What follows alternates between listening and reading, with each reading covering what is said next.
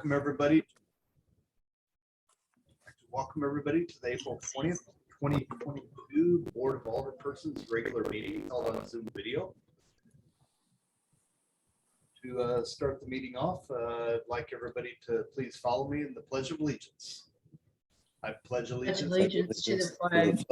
Pledge allegiance to the flag of the United States of America and to the republic for which it stands, one nation, under God, indivisible, with liberty and justice for all. Thank you, everyone. Moving on to roll call. Let's see, Mary Shebley, Here. Galen Harrison, Here. Lisa Matthews, Here. Alvarado, Here. Cindy Davies, Here. and Galen Harrison. I already said here. Who did I Did you get miss? Glenn? Oh, Glenn LaVenture, there he is. Sorry. Here. Hi, Glenn. All right, great. Thank you. All right, moving on to item 2, amending and approving the agenda. Deb, is there anything we need to amend or can we approve the agenda as submitted? We can approve as submitted. I'll motion to approve the agenda as submitted. Second. Yeah. Mary? Aye. Glenn? Aye. Aye. Sandy? Aye. Glenn? Yes. And Jason? Yes. All right, moving on to item 3, amending and approving the minutes from the April 6th, 2022 BOA meeting.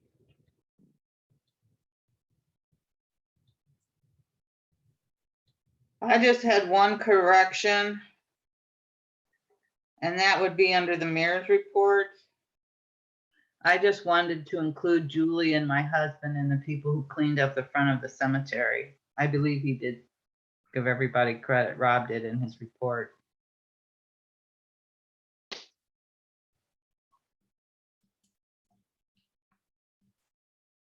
Fine job. Looks very nice. Every time I drive by there, enjoy seeing it. So. Yeah. So that's all I have. If there's no other corrections to the minutes, I'll make a motion to approve as amended. I'll second. Mary? Aye. Aye. Aye. Cindy? Aye. Glenn? Abstain. Jason? Yes. All right, moving on to item 4 here. City warrants and financials. We're reviewing the warrant list from April 20th, 2022. Total dollar amount that we're looking at is $31,318.58. I just wanted to know what that one JC-Meg is for $5,972. That is the, Drug task force, it says. yeah, Right. that's the annual drug task force fee that we pay to the sheriff's department. I am reviewing that for next year. It comes due, this is for this past June through basically a 12-month period. It expires on June 1st. And I'm reviewing that to see if there's some other way we can do this without having to pay this money. But I've got a few feelers out there now that I'm not liberty to discuss. Well, this is for actually, say if there's a meth lab or something for the cleanup, is that what it is? What Yeah, this was for the sheriff's department drug unit to come in if we suspect a drug house or something, for them to come in and do the investigation. And for cleaning up labs. It's certainly worth the value there, Frank, you know. Right, Exactly. Hate to see our officers get exposed to anything like that. It's such right. dangerous It stuff. it is a good insurance policy, but Yep. I'll have a little bit more for them within a month. I should have some better information for you for this. But I'll say it's money well spent, I feel. And I definitely agree.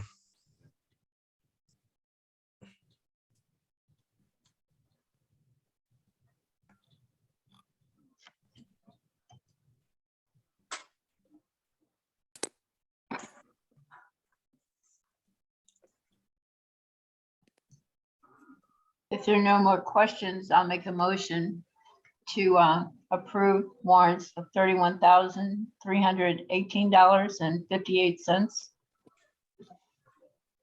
And I'll second. Gary, Aye. Galen, Aye. Bob, Aye. Cindy, Aye. Yes. and Jason. Yes. All right, moving on to item 5 here, recognitions and proclamations. First one up, we have Alderperson Jason Matthews for his years of service as Alderperson Ward 3. So, Jason, we'd just like to thank you for your service that you've provided the city. You were appointed as Ward 3 Alderperson and back in December of 2019, then ran for election the subsequent year and were elected and served out your term. And we wanted to just say thank you very much for everything you've done. You've been a great asset and a member of the board, and we certainly appreciate everything you've done for us. Yeah, no problem. So, Thank you, Jason. Yeah. We really Yep. appreciate your service. Very much. And we hope you stay committed and involved with the city as much as you can. Yeah, that's not going to be a problem at all. Yeah. Good. Thanks, Jason. great. Well, thank you very much. We have your number. Right. We know where you live.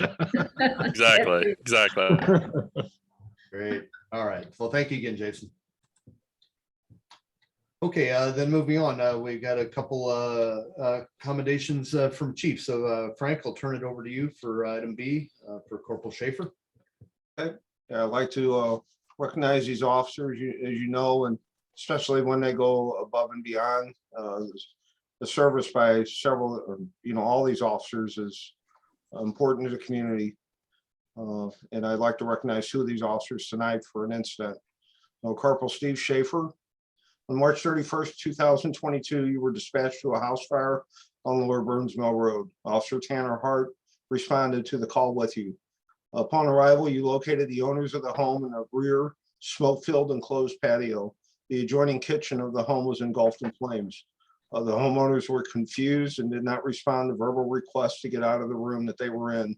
You and Officer Hart had to enter the smoke-filled patio and lead the homeowners outside, where they were then treated by EMS. Your quick actions that day may have saved the lives of those homeowners. It is with great pride that I present you with this Chief's Commendation for outstanding service in the line of duty. You are not only a credit to this police department, but this entire community which you serve. Thank you, Steve. Thank you. Thank you so much. Yeah, Yeah, Very good. appreciate thank you. Yep. Officer Tanner Hart, on March 31st, 2022, you were dispatched to a house fire on Lower Burns Mill Road. Corporal Steve Schaefer responded to the call with you. Upon arrival, you located the owners of the home in the rear smoke-filled enclosed patio. The adjoining kitchen in the home was engulfed in flames. The homeowners were confused and did not respond to verbal requests to get out of the room that they were in. You and Corporal Schaefer had to enter the smoke-filled patio and lead the homeowners outside, where they were then treated by EMS. Your quick actions that day may have saved the lives of those homeowners.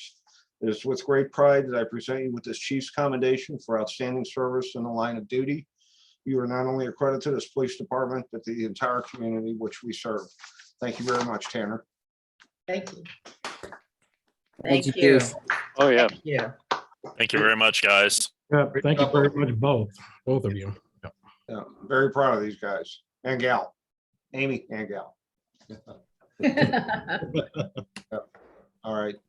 Officers, all the officers are dismissed. Hey, Frank, before you dismiss, do you want to talk a little bit more about the fire? The extent of it. I know the home was engulfed in smoke, and it was very, very hot. From what I understand, the kitchen, it was a kitchen fire, and the smoke detector in the hallway, which wasn't working, was melted. So it got that. The heat inside the home was so intense that the plastic smoke detectors on the roof actually melted to the ground.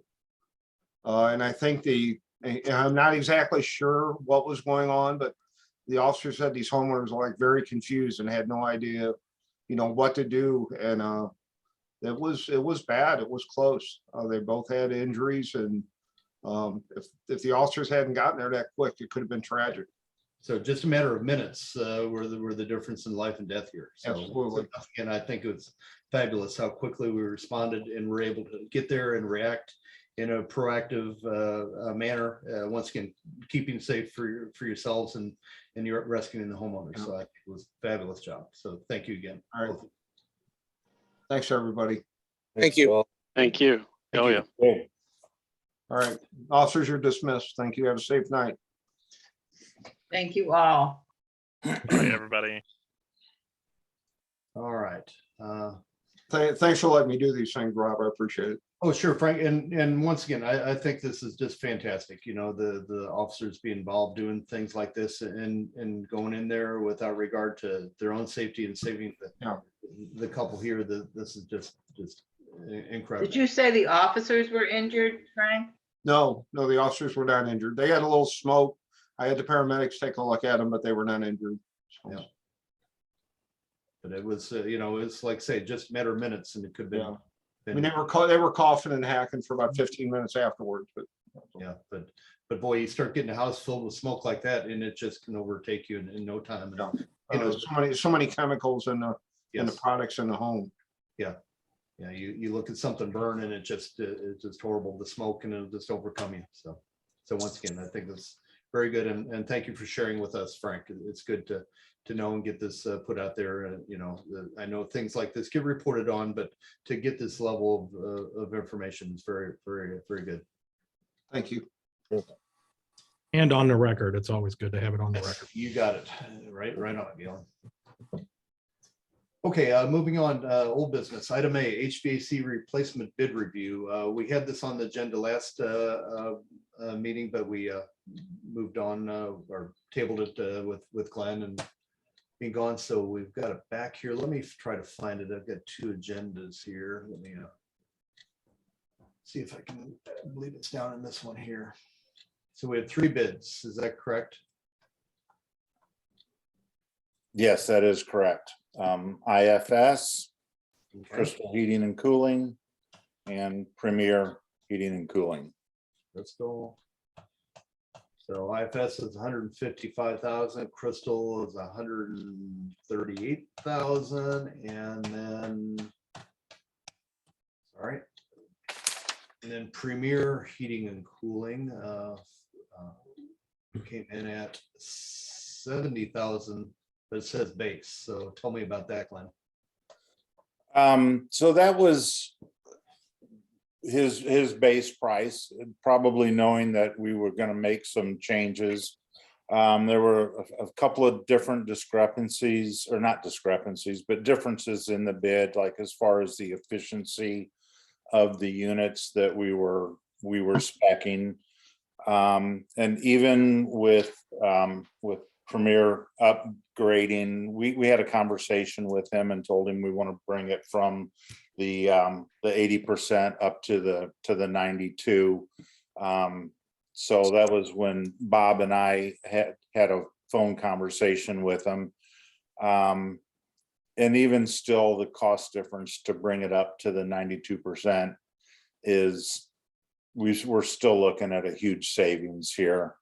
There is a difference in the bid as far as the lobby area. Crystal had spec'd a mini split unit with 2 cassettes, one in the lobby, one in the air brake. After Bob and I had looked at it, we decided that might not be necessary. So I don't know that if I know that Jeff is on, I can see him on my screen. Jeff, could you elaborate on what that, and I don't want to put you on the spot here, but what the value of that lobby unit might be?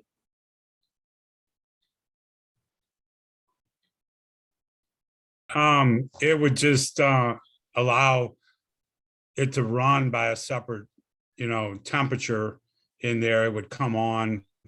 No, I not the rest of it. understand the function, but what did that add to the price of the bid?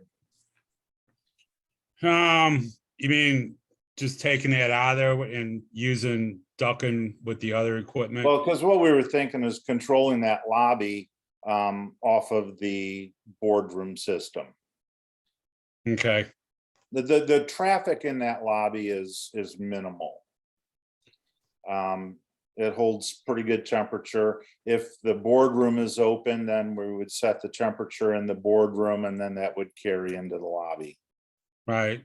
I don't know, without actually looking at it, I mean, you're probably looking at maybe 5,000 to 7,000 savings by not doing that. Okay.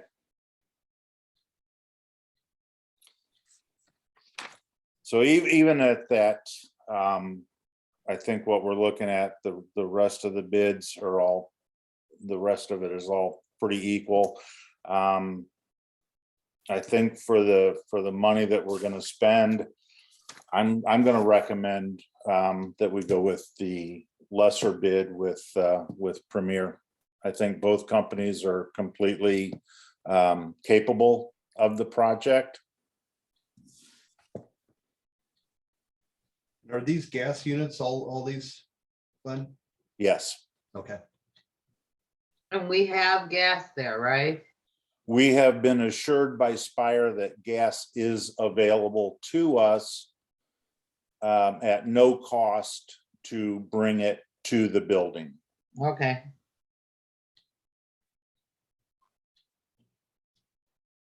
Well, if you and Bob are feel positive on this and in agreement, I would think we should follow your lead on it, as you've been doing a lot of the legwork on it and the review of all these bids. You know, we've been fighting the system for so many years, and the money that we're spending, it's the right thing to do. Okay.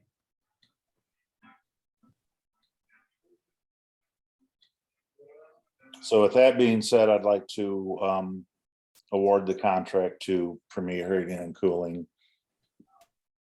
Making a motion for that? I will make a motion to recommend Premier Heating and Cooling for the HVAC replacement for City Hall.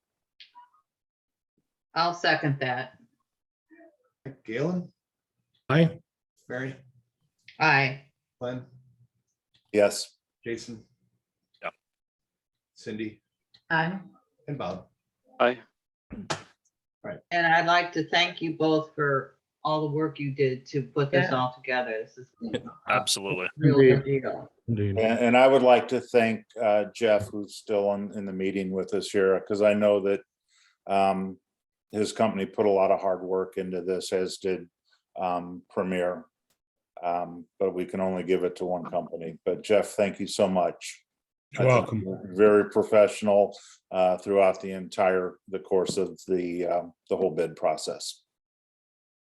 If I can help you guys out later, let me know. Will do. Thank Thank you you. so much. Very good. All right, moving on to item B under old business, fireworks permit.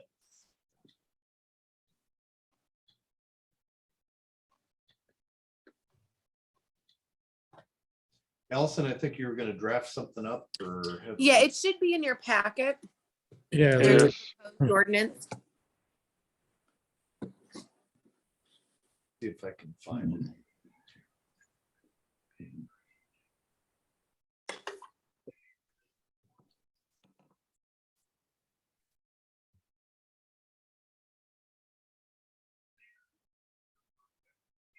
Allison, do you want to give us a summary of what's in here?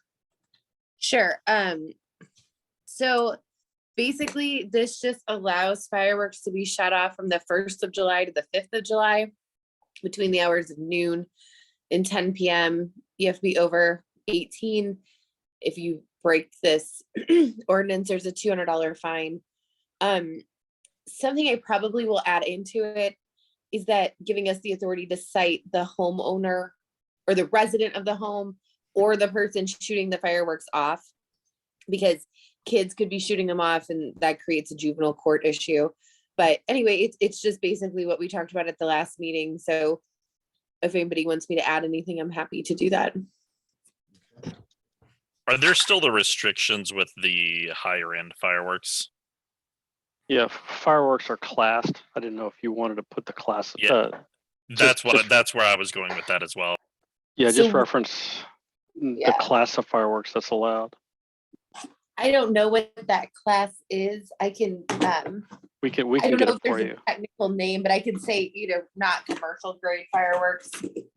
Yeah, no, we'll get you the class. Yeah. We'll point out that or less. Yeah, I think it should, Yeah. have the class reference, because that's what the special permits go for the class, like Lake Monowese. Yeah, So, I think it's class 2 and above that requires a license. Yeah. And all that. And I think class 3 and below is what we're talking about here, but we'll find out for sure, Allison. Okay, perfect. Yeah, just let me know, and then I'll add that in about the Okay. residents or the individual as well. And then we can get that on the next, whenever Cool. you get me the class, I'll get it on Sure. the next. Sure. Okay. Okay, well, thanks for throwing this together, Allison. No problem. Okay, any other discussion on fireworks permits, or we'll wait to get that revised and then we'll have it on the agenda for next meeting? Okay.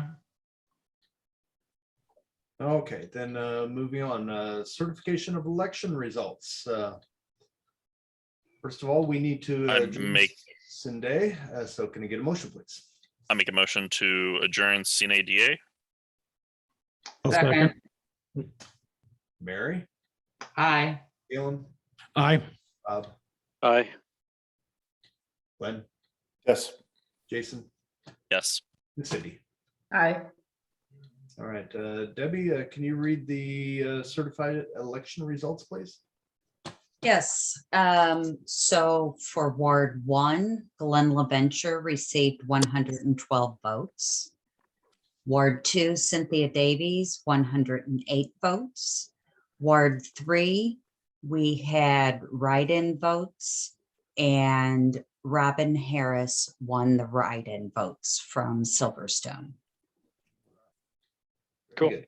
Good.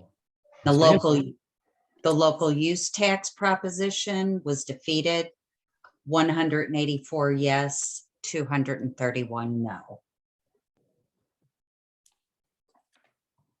And I would just like to mention, I think we did relatively good on the local use tax approach. It was just a matter of a swing of about 25 votes. Could have gone either way.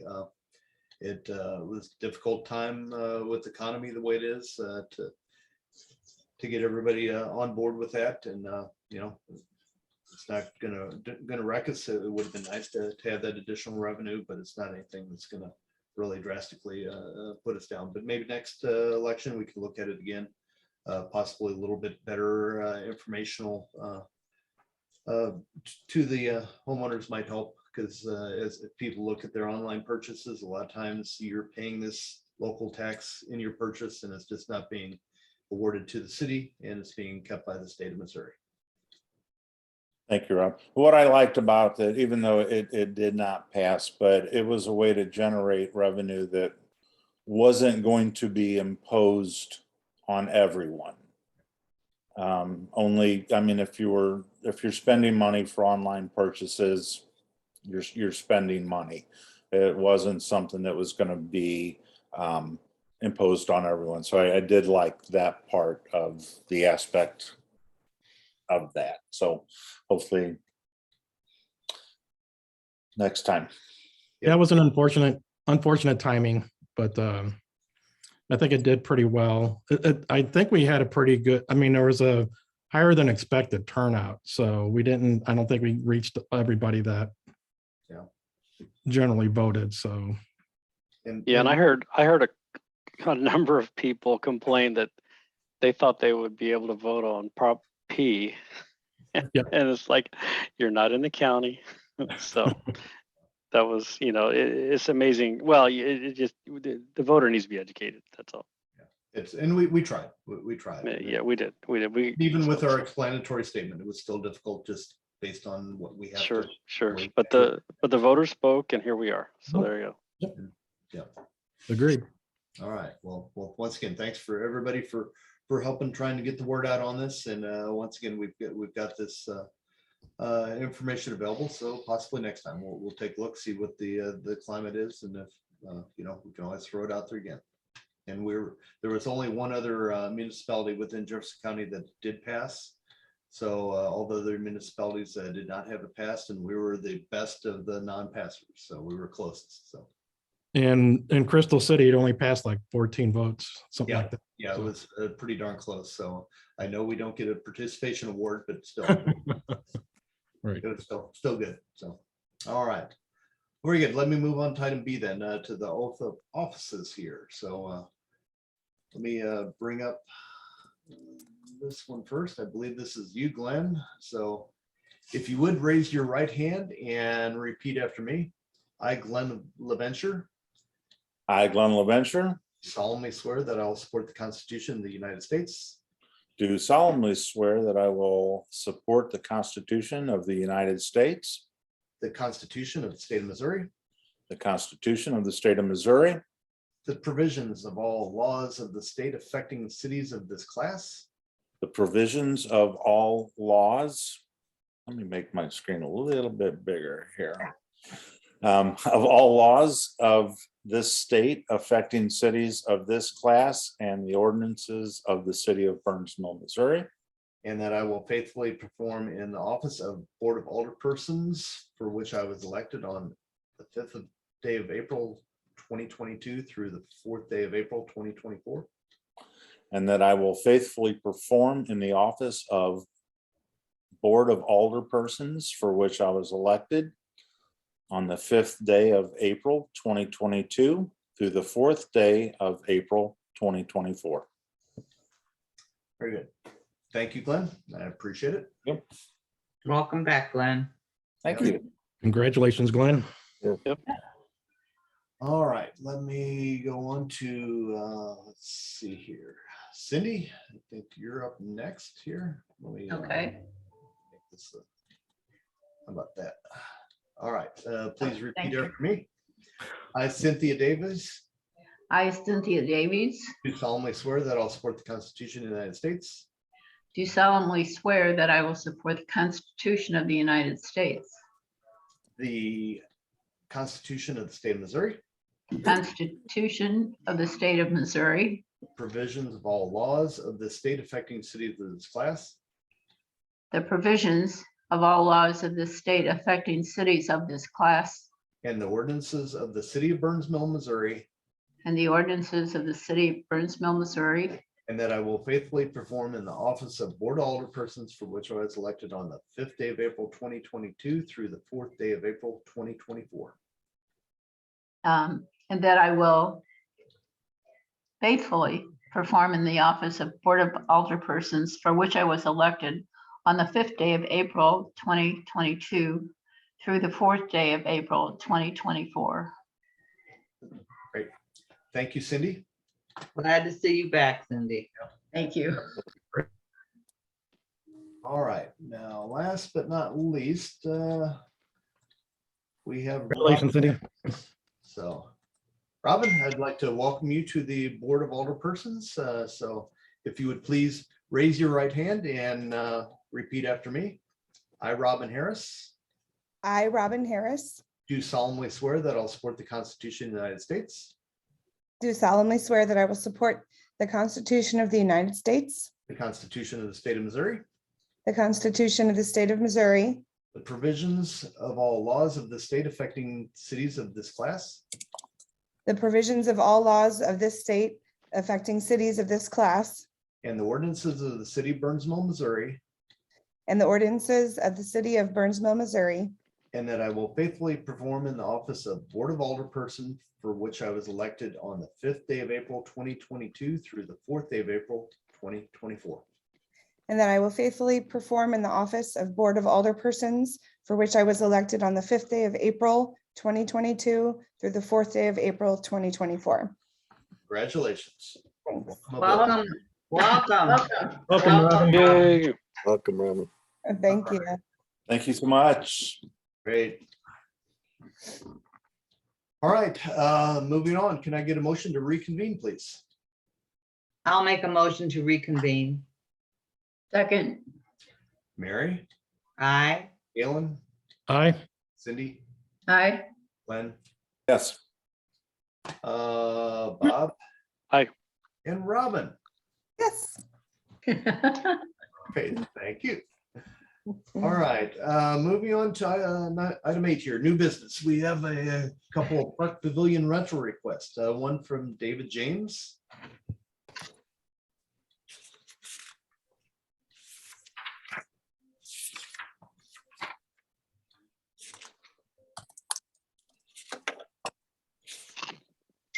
Rob, can I interject here for a second, please? And Frank. So we had a park permit issued last week, but after the permit was issued, there was no water at the Hagemeister house for the restrooms.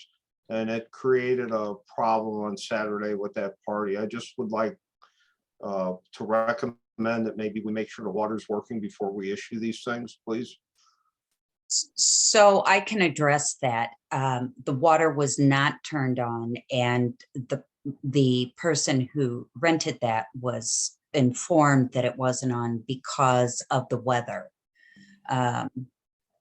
So we turn it on when it's safe and we feel that it's not going to freeze. Yeah, they didn't quite tell us that when they called Saturday, wanting the water turned on. Okay, thank you. And the problem is once you turn it on, you have to drain the system out. So it's not just a turn it on, turn it off thing for the night. So. No, I understand, but without a restroom there, I think it may create a sanitation issue. Yeah, I saw they had that big bouncy house there. So it looked like they had probably quite a few kids. So. Just out of curiosity, Deb, how far in advance did they know that the water wasn't going to be on? I don't know exact time that they were told that. I guess we'll just have to. I don't know. Yeah. But I know it was well in Reserve the- advance. Okay. All right. Possibly on the application for permit here, we could just put another line note between the months of November and April, the water's not going to be available or something like that to at least, have it stated on here versus a verbal statement, sometimes they may not really pay attention. Yeah, and we used to have that on there. I will make sure it gets put back on there. And also when we confirm the reservations that we put it in writing. Yeah. Really understand, so.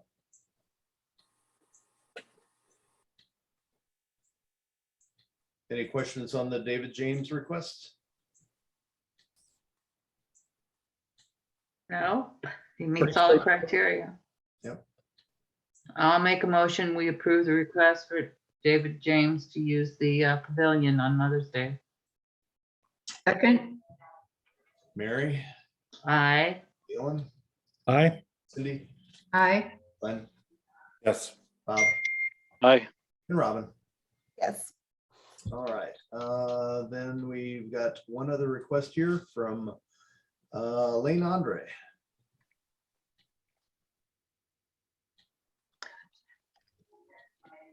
Be on June 4th.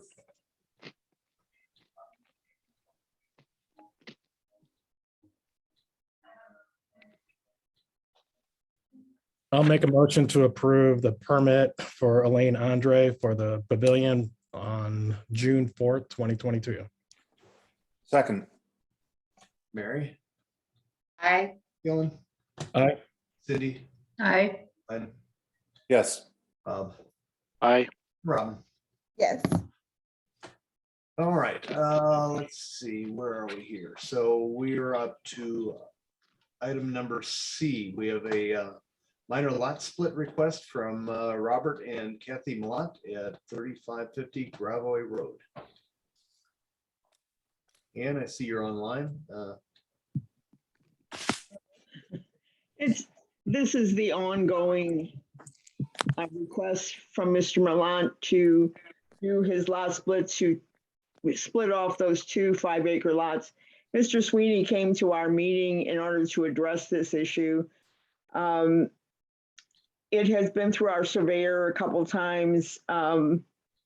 I know we've been at this for about a year. The problem is these lots, the only way you can reach them is through Barron's Crossing.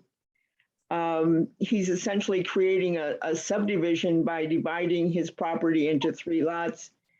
And Barron's Crossing is just not a suitable access, and it truly is against code. Subdivision driveways are supposed to go into a subdivision street, and Barron's Crossing is not his subdivision street. And subdivision streets are supposed to empty into a public road. And Barron's Crossing is not a public road.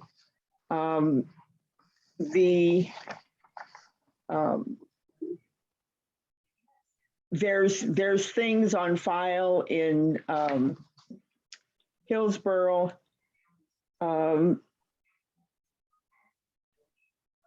There was, when that property was before, there was supposed to be an access.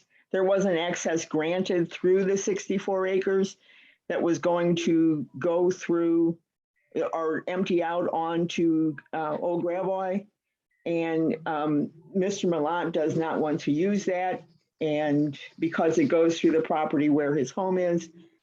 Anyway, Mr. Sweeney pointed out he's with his whole request, and the P&Z voted to deny his request for a lot split. Well, I will accept P&Z's recommendation to deny this. I will second that. Mary, Aye. Galen, Aye. Cindy, Aye. Ben, Yes. Bob, Aye. and Robin. Yes. All right. Yeah, I'd like to say something before we just close this out. Yes, Bob. Yeah, I asked for a variance on that, and the variance is that I do not have access to gravoids anymore because I gave that up last year to have a driveway that is limited to my house. So I do not have access to gravoids. Gravoids is 810 feet above sea level. Barron's Crossing is 880 feet above sea level. And the middle of my property is 600 feet above sea level. I mean, I could draw a line from there from Barron's Crossing to Gravois and say that's the access, but in theory, it's not attainable. And that's why I asked for a variance, because of the elevation. We do have a buyer for the 10 acres. They're wanting to put a $600,000 plus home on it, which is probably about $8,000 some dollars in taxes, which I don't know what the city gets out of it, but I would assume something. And that's kind of where we're at right now. I don't see that we're very compatible with the rest of the area down Franks Road. The property being at 10 acres would be more than the surrounding people on Barron's Crossing. It was said that the ingress and egress is bad. I got a letter from the fire department said they would service that. No problems, good area to get into. But they flagged my property off of Gravois, and I had to put in a complete new road. So that's kind of where we're at. And Well, Robert, I don't mean to, this is Bob Prado. I don't mean to interrupt, but I will, because it wasn't like we just didn't like the road. There were technical issues with the road in the county that our surveyor had commented on.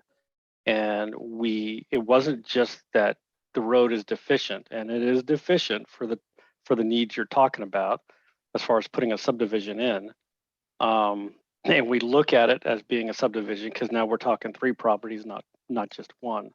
But again, there's technical issues with it, and without those technical issues taken care of, we really can't approve it. I mean, there's no way we can even create, I understand the variance and what you're just saying, but they don't apply to the issue, you know, What's the technical issues? I am not going to re-go over all of the stuff we talked about in the P and Z meeting. Yeah. We Well, I we could get just on Yes, so because this really isn't an appropriate exchange at this point. The proper time to present evidence for this was at the PNC meeting. The board has now voted. So really it would be appropriate to move on to the next item on the agenda. Oh, yeah, well, that's a good deal because I was muted out of the last meeting. Happy days for kangaroo court then. Yeah, move on. That's a good thing. Yeah. Why do you have an order? No, why do you have? I think let's go ahead and ask Mr. Why do you have an ordinance like that? What's a Mr. Millant, I'm gonna need you to stop yelling. I think we need to ask Mr. Millant to be excused as he's become belligerent. This isn't how we run a meeting. It's been denied. Let's move on to the next agenda item. Thank you, Allison. No, I don't think that's fair. But thank you, Allison. All right, moving on to item D, American Rescue Act Fund, ARPA funding. So Deb, I believe you've prepared something for us on ARPA. I did. So I met with Tom Calico with Baker and Tilly, the consultant for the ARPA funding. And we, for the next grant, or for the grant cycle due April 30th, I have to present any expenditures we have used the ARPA funds for and anything that we are proposing to use it for. So I have, and we've reviewed these multiple times, I have created the list of the items, and I have it broken down 2022 and year 2023. We will receive a total of $611,000. To date, we've received half of that, and we're due the other half in July. In order for us to use these funds for the expenditures, we need to pass a resolution for it. And that's later on the agenda. So is this pertaining mainly to the first $305,798 really, because the 2023 money hasn't been received yet? Correct. This would just, correct. And we're not spending all of it. We still have a remaining of 109,000. So we can still utilize that, but we were required to at least explain how we're going to use some of that fund. Is that the way? Yes. Okay. We're required to explain how we are planning to use it through 2023. Okay. So, however, yes. So the first column is what we currently have. And like you said, we're only proposing to spend 197,000, which would leave 108 in reserves until the next and if funding is received. If something came up in July, there's nothing prohibiting us from spending it on that, provided it qualified. Correct. Okay. And our consulting firm said these were all eligible items. Yes. So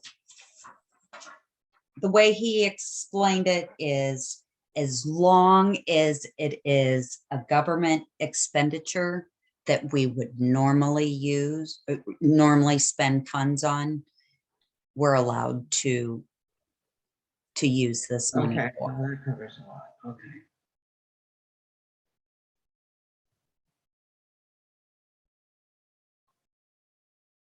So he called it provision of government services, which is, anything that goes with the state statutes and anything that we normally spend money on. We couldn't spend it on vacation or for the officers or.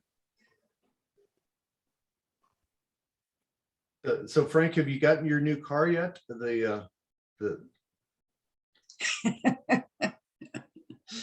You're muted if you're talking.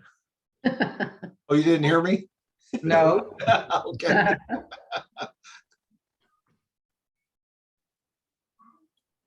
So he got the last new car. The last new one, yeah. He hasn't gotten another one yet. Yeah. Did you hire some more officers? It says you could. Frank? I have one under consideration. I'm just kind of waiting for some final paperwork to get done Okay. before I proceed. But I do have somebody in line.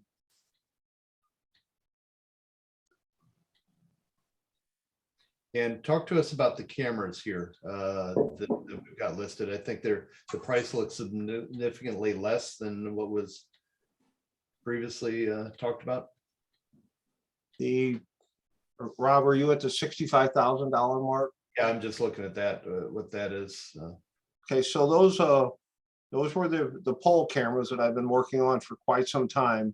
Okay. And the last piece of that puzzle was our Regis connection to our crime information computer system.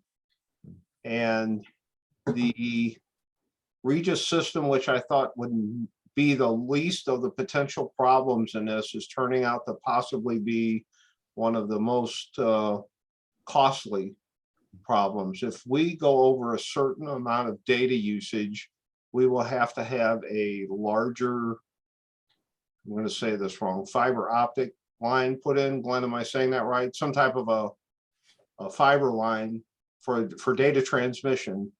And it could cost the city up to $400 a month, and over 5 years, that's $20,000. And that I can't, that just puts us too far above where I needed to be on this. The other options we have, or where I started originally, was what they call flock cameras, which are being used all over the county. They're being used in St. Louis County. Eureka has quite a few of them along W. And actually, the Jefferson County flock camera that is in House Springs helped us solve a flourishing a week and a half ago of a gun at Highway 30 and W. We had a basic description of a vehicle and a partial license plate and time, and we were able to find the vehicle and have since arrested the suspect because of that. So I think one way or the other that these cameras are very, very important to the safety of the city. And I would like to pretty quickly get you a second quote using these other cameras. Right now, the ballpark figure for 5 years of these cameras, for 4 cameras instead of 3, I would be around somewhere around 50 to 55,000. And so the cameras really aren't included in this proposal right now for the 196,000. I don't. No, they are not. Okay. Okay. Is that 50,000 for 5 years or 50,000 a year? So no, it's over a 5-year period. So the flock camera system is different from the other system I was proposing in that these are leased cameras that we would never own, but they will replace them if something happens to them. So the camera, the basic charge for each camera is $2,500 a year. And then there is I'm going to ballpark a one-time $500 installation charge for the cameras. So I was projecting a 5-year program at that $50,000 to $55,000 amount for 4 cameras at the main 4 entrances to the city. So these flock cameras, I don't remember, are they real time or are there a delay in? There's a few second delay. They're not as fast as the other cameras, but they are effective. They work off solar power, which is good. It's not the constant power. They're having good luck with them, but I just can't, with Regis not being able to give me an exact amount for these other cameras, I have trouble proceeding with this particular bid, to be honest with you. It could jack this price up another 20 grand over 5 years, and to me that's too much. Yeah. But by leasing technology too, it gets you out of owning it. And, you know, I would ask, how many people actually own or have a 5-year-old iPhone? You know, everybody's got an iPhone, but, you know, usually you have a newer one just because the technology increases. So I So would I'm imagine. gonna, you know, I'm gonna be at the Missouri Police Chiefs Conference here in 2 weeks, and there's Flock will be there. And there's another camera system out there that's starting up. But within a month, I'll have some other numbers for you to look at. I do have to reiterate that I think these cameras are extremely important to the safety of the city, from my perspective. Okay. And not just the city, the area around us too, so. Right. And they integrate with all these other cameras being used, Festus, Arnold. So would Keith, Festus or Arnold have access to our cameras, or is there a center point? That, we would have access to all the cameras in the St. Louis area. okay. I think Eureka has about 10 of them, a couple of them along Highway W, which obviously that traffic does affect us. So you would have to write your incident you spoke of down at W and 30 a week or so ago. You had to contact somebody, some other jurisdiction, to be able to pull up the video. If we had flock cameras ourselves, would you have been able to access that and review that and find that video? Yes, immediately. Okay. So So within a few minutes, yeah. There's benefit in us having and being part of the flock camera family, I guess. So There are benefits to it, yes. all right. We got time to make a decision on this, so. Yeah. Doesn't have to be immediate. Right. Okay. The one other question I have on this all expenditure is the camera at City Hall. Is this just the new surveillance system that we're talking, or? It is. It's a new surveillance system, but I do need to review that with this company, because they were going to integrate the pole cameras with these cameras. And I have to make sure that the servers and everything are going to work if we don't use those pole cameras. So I want to make sure that the system will work standalone instead of in conjunction with the other. Okay. And the last time we tried to meet with them, I think they got confused on the timing. So I would like to talk to them a little bit more in detail what they're wanting to put in City Hall, from the purposes of having our board meetings made available through their cameras if we come back to City Hall. So all right, just let me know when it can happen. Yeah, try to schedule some time. I'll get with you tomorrow and we'll figure out. Thank you. Thanks. Thank you. Anybody else have any questions on the expenditures here? No. No, I think we've been through most of it already, so. Yeah, I think we have. Yeah. Yep. All right, very good. And then last, item E, we have single waste hauler. So I do not have any new bids for the next agreement that we'll be looking at in November. I'm still waiting for those. Has American Eagle sent something back? Yes. Okay. I received a 5-year proposal from him. Well, he said he would do 2, 3, 4, 5, whatever the board wanted. Okay. Last time we talked to him, we talked about going up to 5 years so that we didn't have to go through this every 3 years. Okay. Well, did we say a 3-year agreement with 1 year? It was 2-year agreement with 1-year option. And right, we're in that option right now. We talked, like Galen said, I think we wanted to go back and maybe another 3-year agreement with the additional 2-year extension. Oh, okay. Yeah. All right. Did that agreement increase rates by any chance? Do you know? It did. I will put it in your packet next meeting, and hopefully I'll have the rest of them as well. It was it's very difficult for them to give a projection that far out because of the changes in fuel. Yeah, I understand. Yeah. Has he given any fuel surcharge provisions? Did he have a fuel surcharge provision in this contract? I believe we didn't. I remember talking about that with American Eagle, and they specifically did not have a fuel surcharge, because that was, I forget who I was with before, but that changed the bill dramatically each month, having that fuel surcharge. It was a. Yeah. I Yes. think if that does get put in, we need to review it and make sure that it's capped. Okay. It's hard to say for them to not want to put it in. I mean, since it's such a huge part of their overall expenses. Yeah. I don't remember the details, but I will find out and report next meeting. Luckily, American Eagle now has some experience in the routes here within the city, and they fairly can understand how far they're gonna have to travel and how many miles they put on their trucks to do the servicing, so. He's probably got it down to the Right. gallon. Oh, sure, yeah, exactly, so. All right, great, thank you, Deb. Moving on, item 9, legislation unfinished. I don't believe we have anything here. We do not. All right, so moving on to item number 10, legislation new. We have one resolution up here, resolution number 575-22.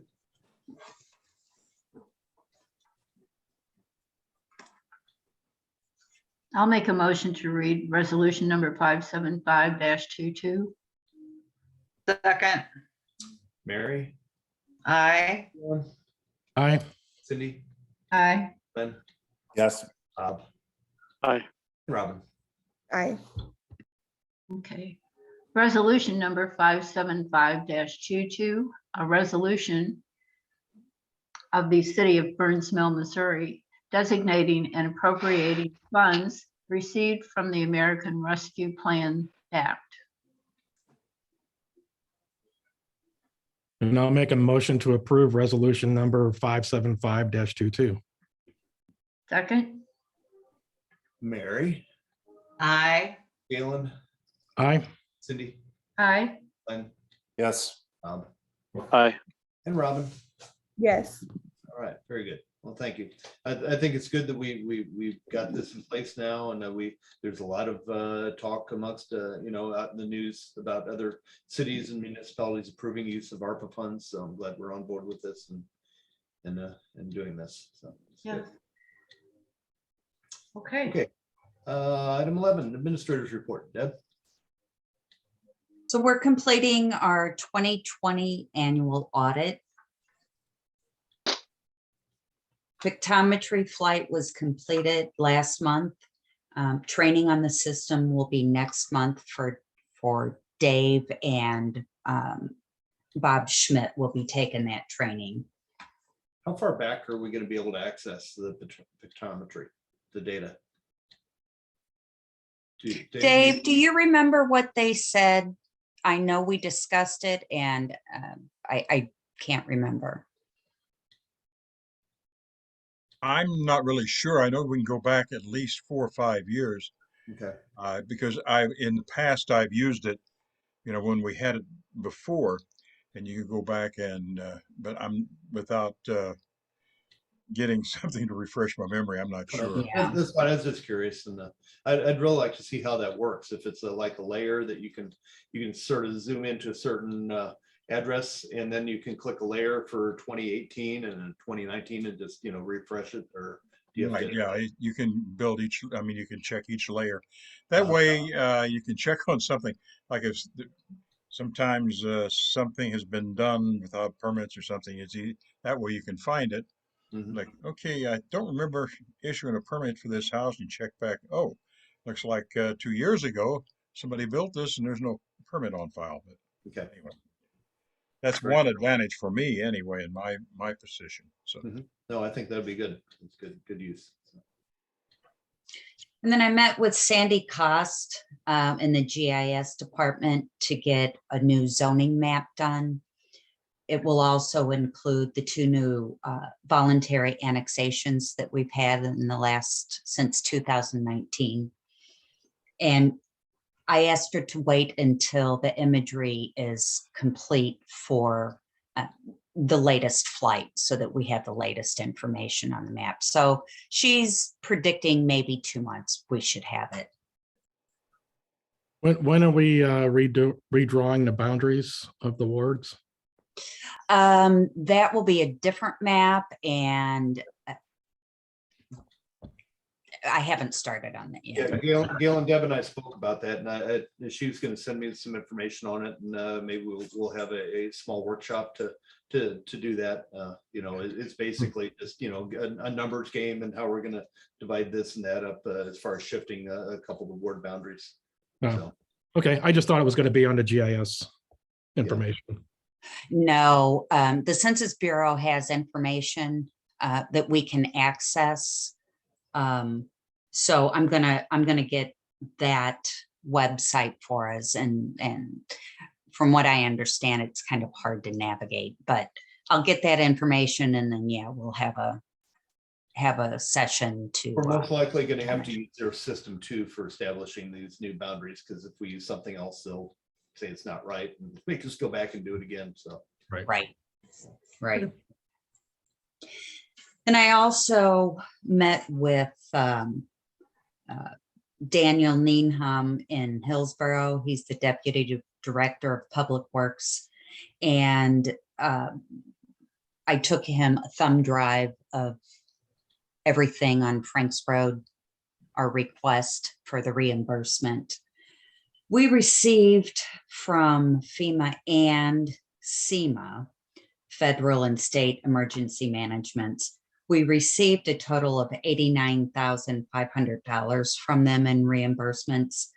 The total project was $310,000. So I'm requesting $231,000 that was not paid. And we have that money in capital improvement. It's just him doing the reports and getting it to the county council to have it approved. that was once again for the 2015 flood event. That was for the 17. 17? Yeah, we're ranked Yeah. So seems like 15. Yeah, sure as heck is. I'm 5 years old, and we should remind them we're not. It's like, so. We received the remainder of the recycle grant funds for 2020, and we have started using 2021 funds. We received $18,295 this last 2 weeks. Just wanted to remind everyone, city cleanup is this Saturday, 8 a.m. As of today, we've sold 6 tags. Rob Ashley will get you the spreadsheet tomorrow. And the way we're doing it, that we put a deadline for anyone to walk in or to purchase online. And most of them have been online that they've purchased this year, which is nice. But if we don't receive them by tomorrow, then we're asking them to come down Saturday to Public Works and pay for it. Do we have, who do we have volunteering to assist? That I do not know. Okay. Is anyone? Yeah, I was going to say, I apologize, but I won't be able to help again this year. So. Okay. How about that Glenn LaVenture guy? Is he going to help, or is he going to let all the treasures get by again? We have a 99th birthday party planned, plus still dealing with personal issues. Glenn, I'll save you something. So I think.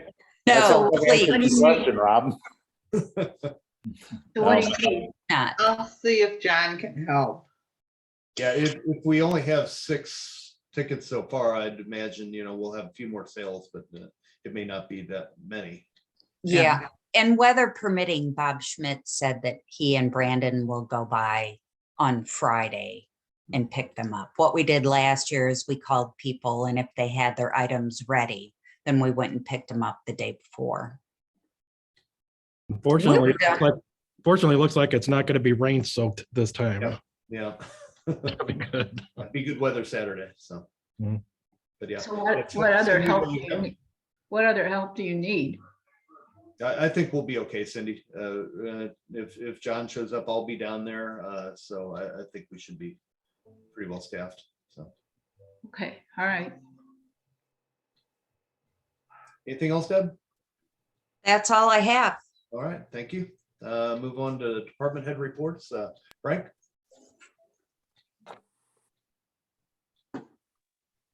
You hear me? I can Yeah. hear you. Okay, so Captain Mayberry and our administrative assistant Julie attended a training meeting, at Missouri Police Chiefs Association, for information to get us started on our department accreditation program. Our officers attended their semi-annual firearms qualification last week at the Hillsborough Police Range. We spent 2 days out there. We had already briefly talked about the road rage incident down at WN30, which one driver pointed a gun at another driver. We took him into custody and warrants are being applied for tomorrow. We've assisted the High Verge Fire Department for a couple of their events, their 5K run, and then breakfast with the Easter Bunny, which went over really well. I participated in the meeting with the county police chiefs and the sheriff.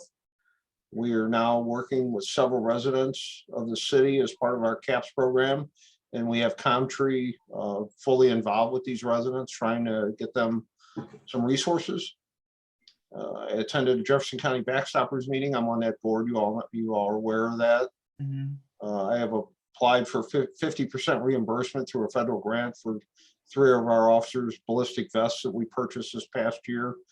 This is an annual grant program, and our vests cost $730, and the federal government will reimburse us 50% of that at the end of the year. And then we have a resident who is a World War II paratrooper, and we nominated him to be the Grand Marshal for the VFW parade in June, and he was asked to participate in that, and he's accepted, so that'd be pretty neat. Man is 96 years old and lives in our town, and he'll be the Grand Marshal of the parade, so pretty neat. That is neat. Anyway, Pretty cool. that's all I have right now. Frank, I heard you guys made your first turtle save of the year. We did, first turtle save. All right. Turtles are on the roll. Yeah.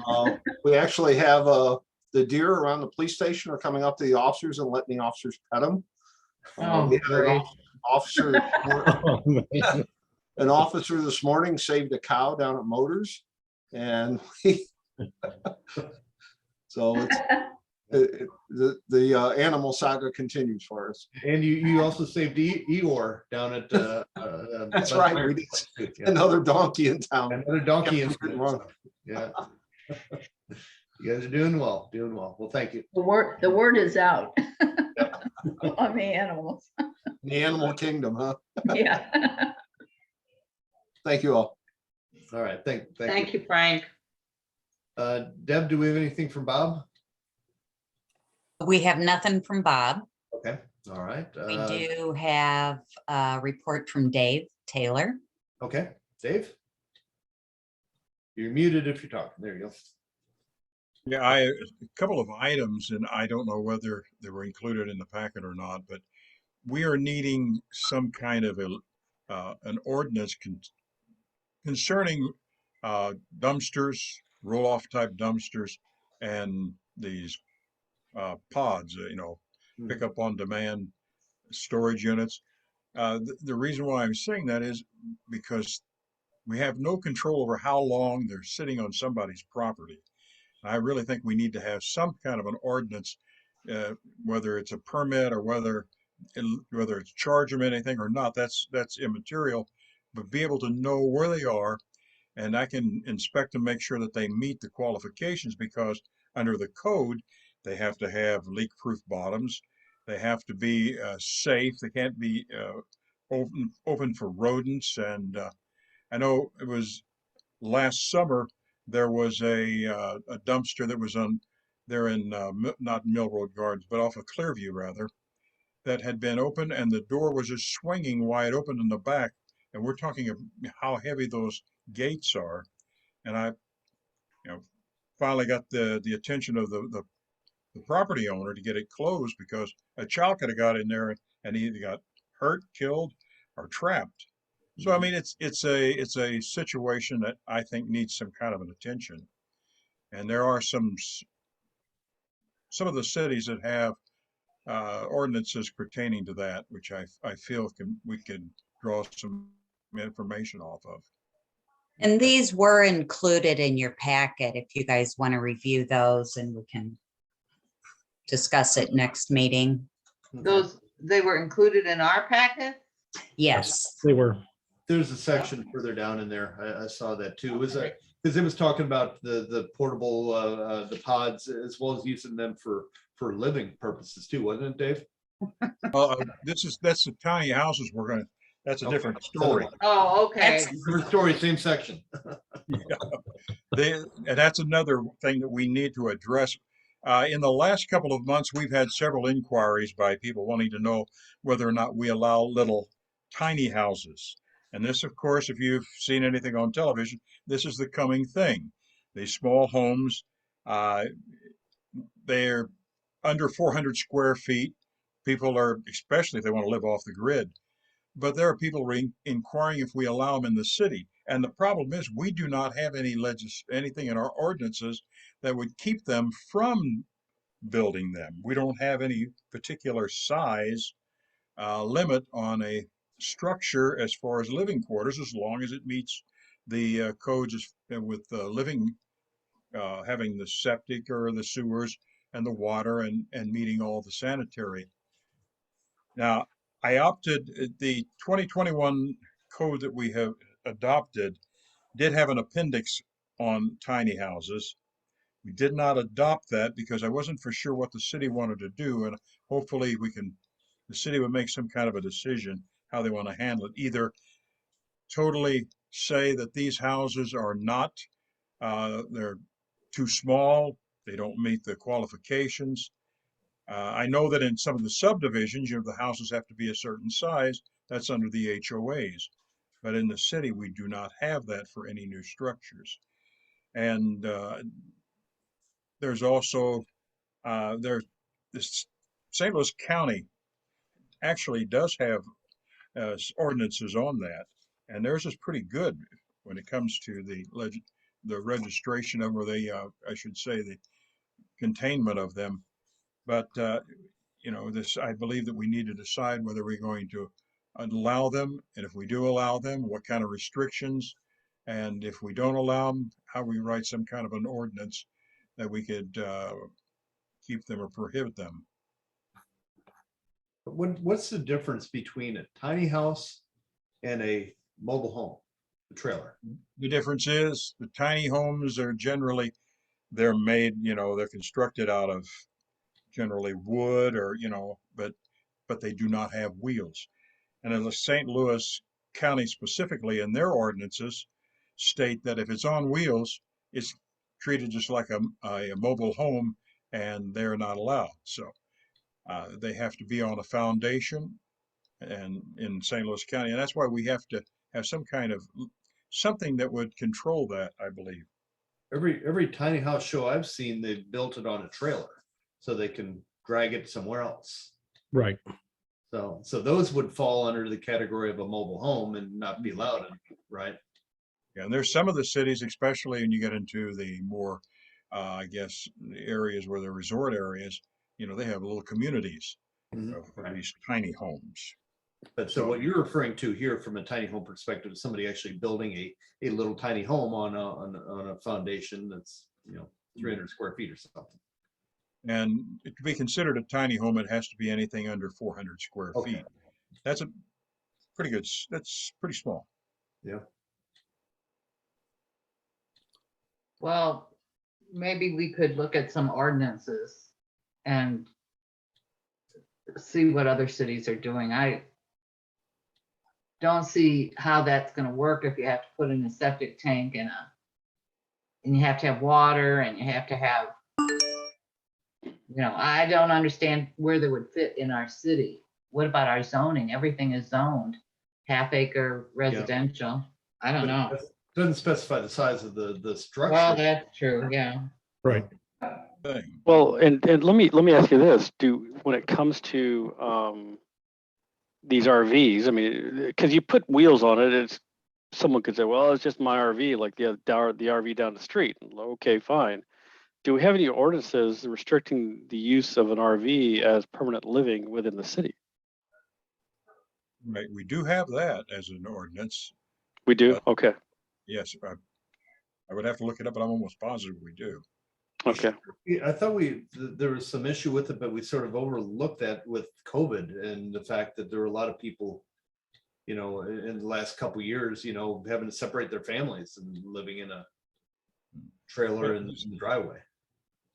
But you would have a situation such as, say somebody has a house, they're on 4 acres, 5 acres, and the mother-in-law, they want to move her in, but they want to build an addition onto their house or anything.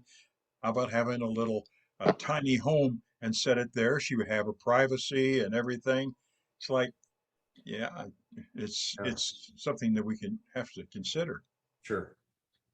I believe the utilities, as far as like the electric, they won't bring electric to it unless it's a permanent structure. Now, I guess if they have the option to go total solar, then, you know, that might take Union Electric out of it. Well, I think that Or the Ameren. homes that are on foundations, I mean, they're not on wheels, they are considered permanent structures. That's how they intend to live. Well, And also, I don't know if we can deny that. if we do adopt the appendix for tiny houses, like I said, I did not put that in our adoption of the ordinances.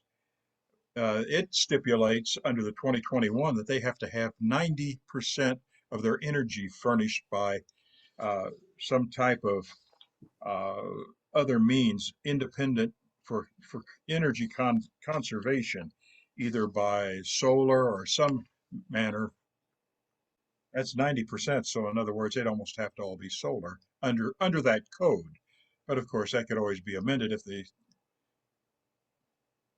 Yeah, how are you going to enforce that too? You're going to go collect their electric bills and analyze what they're using. You know, that gets a little tough there. But Yeah, I mean, I'm not averse to allowing a tiny home. I mean, you know, it just has to be positioned correctly within our city. I am averse to putting on wheels and somebody living in somebody else's driveway with an extension cord going to the tiny home. yeah, that's I agree. Yeah. Yes, do we have to set aside some ground somewhere for specifically for tiny homes?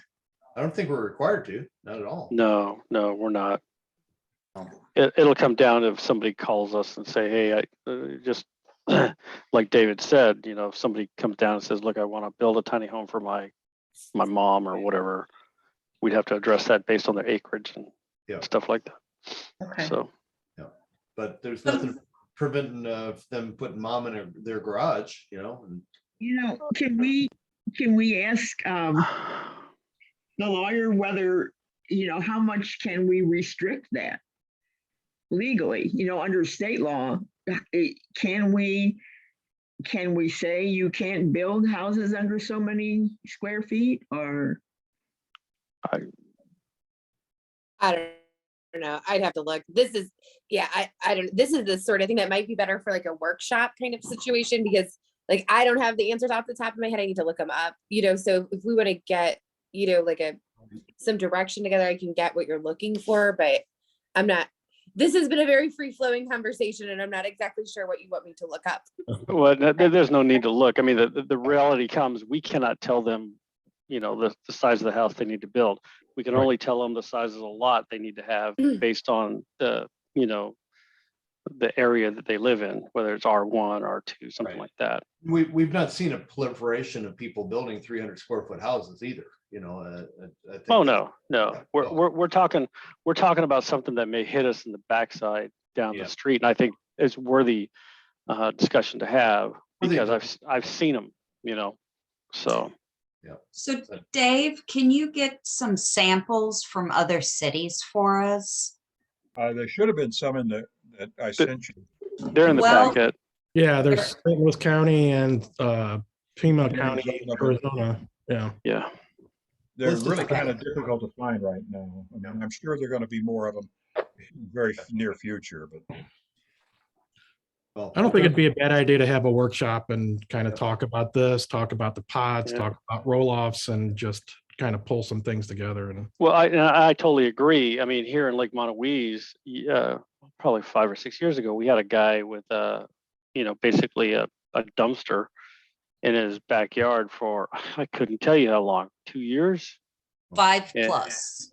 Yeah, 5+. So, and couldn't get him to move it, and had no tools to make him move it. There was nothing in the ordinance. So, well, typically you have to rent those and there's some fee with it. yeah, but he was a contractor. He built Oh, his I own see. home. Okay. He had it. It was his. I got you. Yeah. Yeah. Well, I agree with Yep. Allison. I think if you guys want to have a workshop about some of these issues, I would be glad to Sure. participate. Agreed. Yeah, me too. Me too. I agree. I think, David, that's a good insight. Let's go in that direction. Yep. Thank you. Anything else, Dave? No, that's all I have, but thank you very much. Okay. Yeah. All right. Move on. Ann, do you have anything you'd like to? No, we're working on sign regulations and talking about lot splits and things like that. Mhm. We've been having a workshop after our meeting every month, but we have quite a lot of material to go through for the sign regulations. We're concerned about the appearance of the Highway 30 corridor between Lower Burns Mill Road all the way up to the city limit in High Ridge. Is trying to maintain it the way it is with, although we have commercial property in there and what kind of restrictions we want to put on that area as far as signage is concerned. We're looking at a lot of, at several other cities who do have controls in order to maintain the appearance, the aesthetic appearance in their cities. And so that's what we're working on to see what Okay. we can do. Sounds like a good effort. When the church came up with the pole sign and we couldn't block it because of state law, it became, it really hit us what a concern this is. So we're. And what are they doing? I know that we had to approve their sign. We had no choice. Yeah, but I've not seen anything change. But So far, I don't, yes, no, the neighbors, even that aren't in the city behind them were upset about it. Some people in the subdivision next to them were upset about it, but he did not really seem to be upset by that. So I guess, but he had his plans and everything. So when the sign people were at the meeting, so I was surprised that we haven't seen something happening, but. The pole's on the ground down there. There's a big metal pole down there. Yeah, there's a big pole down there. So they're going to do something. I haven't been that way for a while, so. Yeah. They have already, they've set for the wiring. So, I mean, they've did the boring from their property all the way for the wiring. So that should be probably, I would imagine, sometime either this week or next week, depending on the weather. But we're going to see what we can do to make sure that that we can avoid that. And Mr. Sweeney has talked to us about that too. So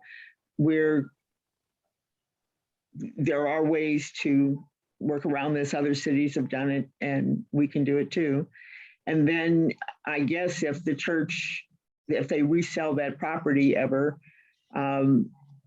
and because it goes to a new owner, that pole sign, if we can fix it so we don't have to have pole signs, we can say that that's no longer right legal and it would go. yeah, I think it'll be good to have something before something happens with the old Jefferson College. Right. Yeah. I think Lon Simmons has that, and he may even have a buyer lining up. So we need to get things done. So that's kind of our priority right now. But there's a lot of things we need to work on. It's just, it could be a full-time job for all of Sure. them, just working on codes. All right, well, thank you, Ann. Mhm. All right, then moving on to mayor's report. Last board meeting, I mentioned the hybrid approach to our BOA meetings, and what I'd like to present is potentially on May 4th, which is our next regular scheduled board meeting that we have it in person at City Hall. Mary Holden, Debbie's replacement, will be on hand for that board meeting, so it'll be an opportunity for one to get to meet her and face to face, as well as Robin. Being new to the board, a chance to everybody get to see each other in a different format than what we're used to for the last 2+ years or so this way. So we could potentially plan to have the meeting up there, maybe be up there at 6:30 for a little meet and greet time, and then have our regular scheduled board meeting at 7. And as I promised Allison, we'll try to get through it and not keep you out past the witching hour of 10 o'clock or 9 o'clock.